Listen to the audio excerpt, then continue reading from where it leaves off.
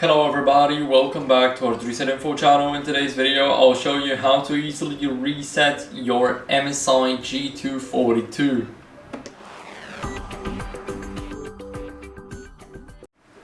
So what you guys can do is reset all of the settings in the menu. So here, let us go over to the settings. Now here right at the bottom we will have the reset, and after we click yes, as you guys can see, it will restart and now it looks different. Here after we click, as you guys can see, everything is different, and that's basically what the reset does. So I hope this video helped you. If it did, then leave a like, sub, and a comment, and I'll see you in the next one. Bye.